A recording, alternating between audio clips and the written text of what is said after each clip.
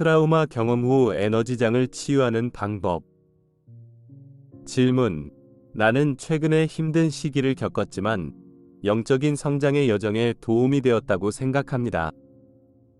그러나 나는 약간 지쳐 있으며 기도하고 명상할 때 신과 연결되어 있다는 느낌을 받기가 어렵습니다. 노력은 해보지만 검은색만 보입니다. 내면의 평화와 신과의 연결감을 얻으려면 어떻게 해야 할까요? 상승 마스터 예수, 킴 마이클즈를 통해 전달되었습니다. 상황의 실체를 인식하는 것부터 시작할 수 있으며, 실체는 상처를 입었고 치유가 필요하다는 것입니다. 나는 감정적으로 상처를 받으면서도 스스로를 치유하는 방법을 모르는 사람들을 많이 봅니다. 서구 문화에서 사람들이 자신의 에너지장과 심리를 치유하는 방법에 대한 이해를 가지고 자라지 못하는 것은 큰 결함 중 하나입니다. 이 모든 것이 앞으로 수십 년 안에 바뀔 것이지만 지금은 거의 도움이 되지 않습니다. 따라서 여러분이 해야 할 일은 몸이 다칠 수 있는 것처럼 에너지장, 즉 멘탈체와 감정체도 다칠 수 있다는 것을 인식하는 것입니다. 다리가 부러졌다면 병원에 가야 한다는 것은 의심의 여지가 없습니다. 또한 다리가 회복될 때까지 시간을 들여야 정상적인 일상을 이어갈 수 있습니다. 문제는 대부분의 사람이 에너지장도 신체와 마찬가지로 다칠 수 있다는 사실을 인식하지 못한다는 것입니다. 에너지장이 다쳤을 때는 일상에서 벗어나 자신을 돌보고 육체를 치료하는 것처럼 멘탈체와 감정체를 치유해야 합니다. 하지만 대부분의 사람은 감정적으로 상처를 받으면 아무 일도 없었던 것처럼 일상적인 업무를 계속할 수 있어야 한다고 생각합니다. 다리가 부러졌다면 다 나을 때까지 마라톤을 할 수 있을 것이라고 기대하지 않습니다.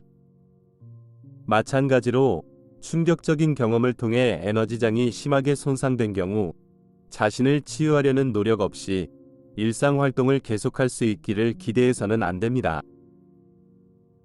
기도와 명상 또는 다른 방법으로 신과 연결하기가 어렵다면 에너지장이 손상되었기 때문입니다.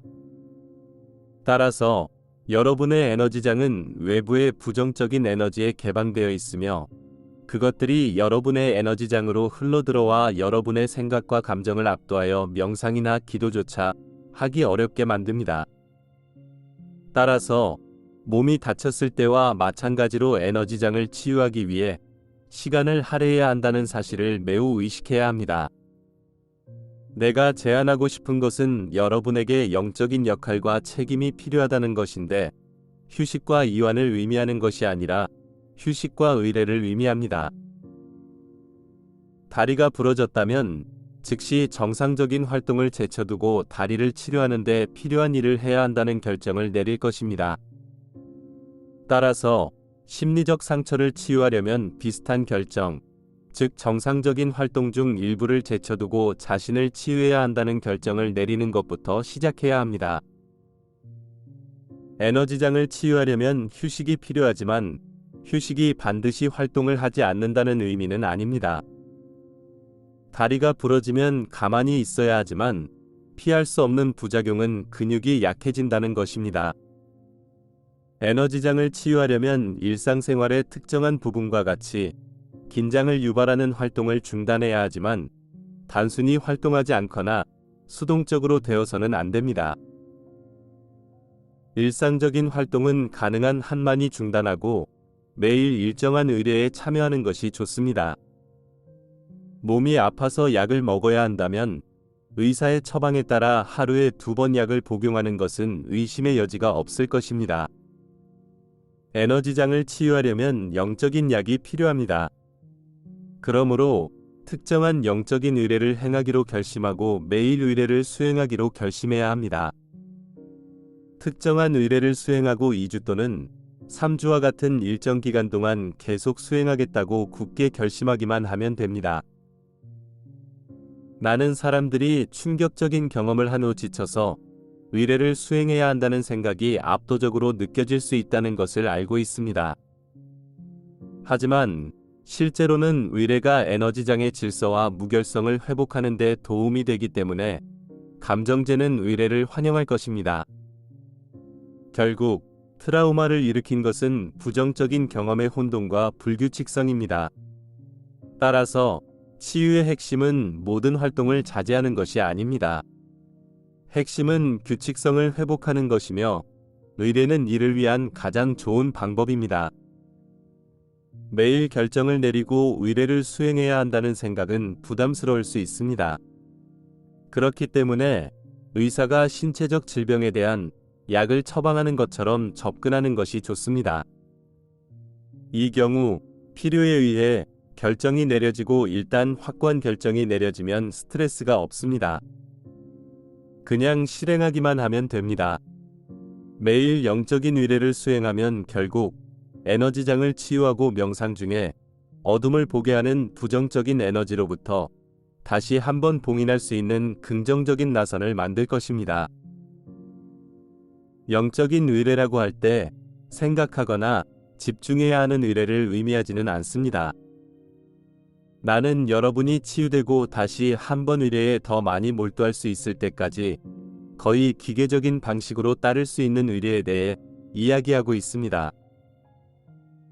내가 제안하는 것은 부정적인 에너지나 어둠의 세력들로부터 여러분의 에너지장을 보호하기 위해 대천사 미카엘에게 요청을 하는 것입니다. 하루에 한 번 특정한 시간에 최소 15분 동안 이 요청을 하라고 제안했습니다. 또한 보라색 불꽃과 15분 동안 요청하는 것도 좋습니다. 엘로힘 아스트레아께도 15분간 요청할 것을 제안합니다. 매일 할 수 있는 시간을 정해놓고 매일 반복하면 됩니다.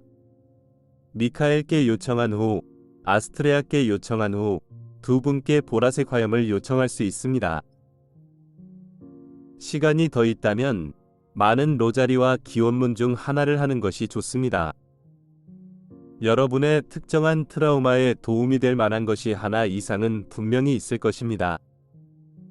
트라우마 경험을 겪으면 생명 흐름의 파편이 분리되어 전체로부터 분리되는 것은 거의 불가피합니다.